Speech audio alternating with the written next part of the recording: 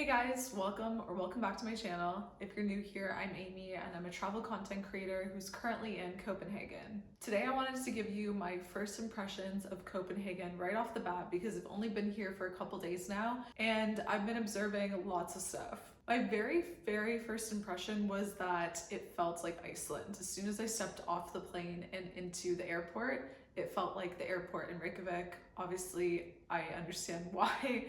Very similar countries, obviously in the north of Europe, so they have that in common, but that was just the first thing that came to mind. The next thing I found to be a little bit weird was that on the bus, they did not accept card. You can only pay for your bus ticket or public transportation through an app, which I just thought was a little bit weird because I'm used to doing Apple Pay or just like tapping a card when I get on a bus, train, etc. And they don't have that here, but everything else is very card heavy. Like it's not really a cash country or city from what I can tell. So I found that to be a little interesting, but the app does work really well once you know how to use it. It was just super confusing at first. Next is the tap water. I always drink tap water. I haven't had bottled water ever unless I'm in a country where it's absolutely necessary. And it does taste kind of strange. I'm getting used to it now that I've been here for maybe 4 days, but I'm not drinking as much water as I usually would because I don't love the taste, and I think subconsciously I'm just not drinking as much. But it is really clean water, and apparently it's better if you leave the tap running for an extra few seconds to get like a better, fresher taste. At least that's what people in my TikTok comment section are saying, so gonna try that out, but I am getting more used to it now. So I did come to Copenhagen in the summer, well, spring, summer. It's the end of May now, and the sunsets here are extremely late. I think the sunset's at like 9:40 p.m. right now, and that is like peak summer sunsets in Canada. And I know in the UK it's also pretty late, but for May, that's really late, and the sunrise is insanely early too, so you need to have blackout curtains because the sun has been waking me up at 4:45 every morning if I don't have the curtains closed. Another thing I noticed when I was just wandering the streets of Copenhagen, first of all, it's beautiful, like the entire city is stunning, but they have so many different coffee shops or like cafes and places that will say a certain price for a takeaway filter coffee, and it's supposed to be a cheap coffee. It'll be like 20 DKK, which is the equivalent of over $4 Canadian. So to me, I just find it interesting that that's like the cheap takeaway quick coffee, because I can confirm food and everything is so expensive here. The rumors are true. I got a latte the other day that was almost $10 Canadian. It wasn't even that big. It was crazy. I didn't realize the price until after I had paid.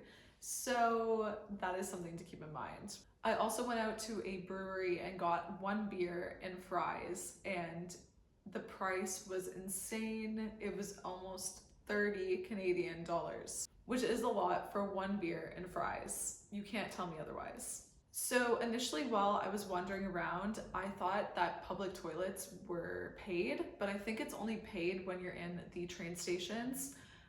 Apparently you can go into restaurants and cafes and they'll let you use their bathrooms, but I don't know, I just kind of get the vibe that that's not really a thing people do here. I could be wrong.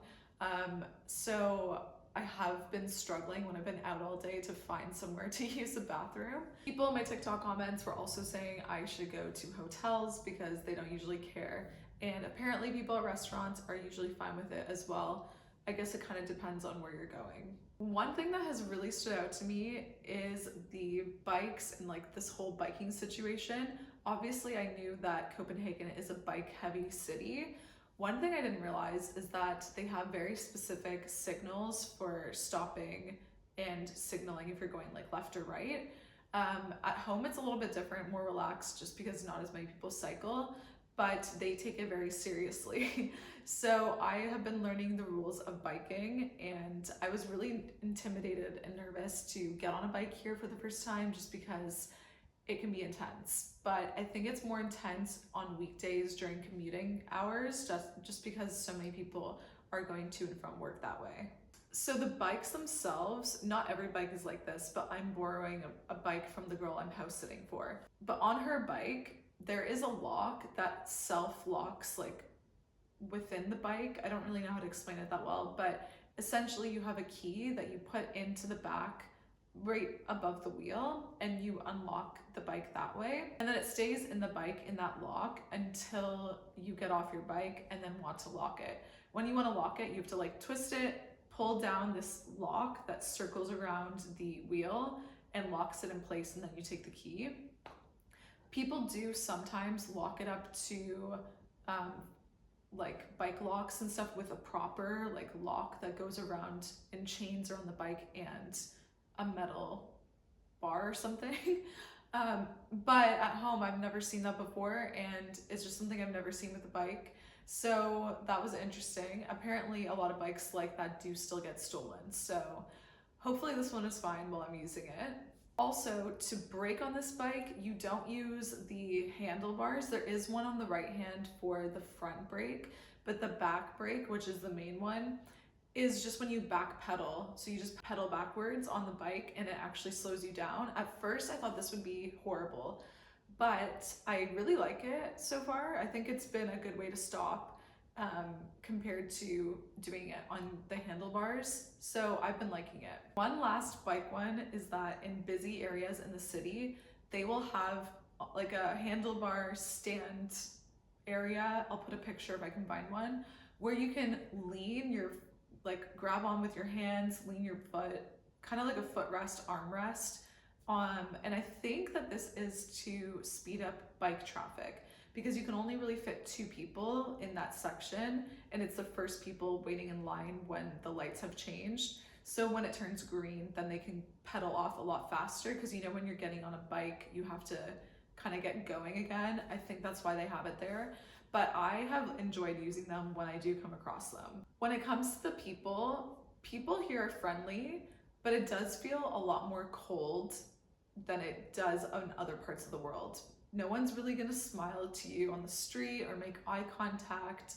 And as someone who's been based in the UK, in between my travels, I've kind of got used to that. People aren't really that friendly as well in the UK. Like they're not gonna strike up a conversation like they would in Canada. So I'm kind of used to it now, and it's nice when you don't want to interact with people, but at the same time, I always miss having those sorts of interactions when I go back home in Canada. I'm like, oh yeah, I forgot people can be really friendly and warm and outgoing. So I don't know if I love that about Scandinavia and about Copenhagen specifically, but that's kind of the first vibe I got of the people here. They are friendly. I've met lots of people, Danish people in general, but they are definitely more closed off. Another observation I made is that it seems like everyone here has a boat. Obviously everyone has a bike, but if you look through the canals, there are boats everywhere. There's so many boats, and I'm like, does everyone just have money for these boats?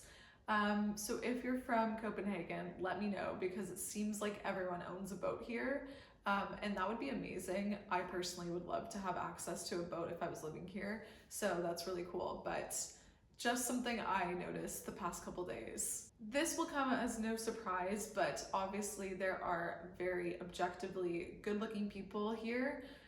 It's kind of hard to miss. Everyone dresses really well. They don't dress in sweatpants and baggy clothes like I am. They're always kind of dressed pretty nicely, and everyone has good features, good jawline, chin, cheekbones, all of that. So they seem to be very good-looking people overall. Just going back to the fashion bit quickly, I ran out last night to get some snacks from the little corner shop, and I just wore my sweatpants and slipped into Birkenstocks, and I felt like people were watching me and found that to be really weird. To me, that's not really that crazy to like run to the shop right before it closes and grab a couple snacks in sweatpants, but like that's the level of how much people dress up and pay attention to what they wear. It's not something I'm used to, especially because no one really does that in North America. In the UK as well, it's not really like a thing where people are dressing for fashion and to look good all the time. It's more about comfort. Okay, and then I have also noticed that a lot of people seem to have cats here. I'm currently house sitting and I'm watching a cat. And when I was browsing through the different options for places in Copenhagen, almost all of them are cats. So I think it must just be that it's really easy to have cats in apartments here, and maybe just that they're easy to take care of, but everyone seems to have cats here. I'm a huge cat person and I love that. Even in this building, I see like lots of cat stuff outside of people's units.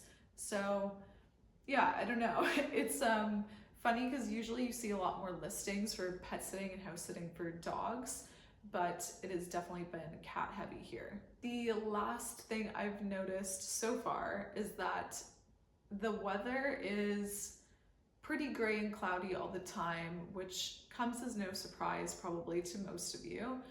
We did have a couple sunny days here and there, and it might like rain for a couple hours and then get sunny in the evening. That's happened sometimes. But when it's dark and cloudy, like it can be very depressing. So I don't know how they do it here in the winters where there's barely any sunlight. It must be really tough.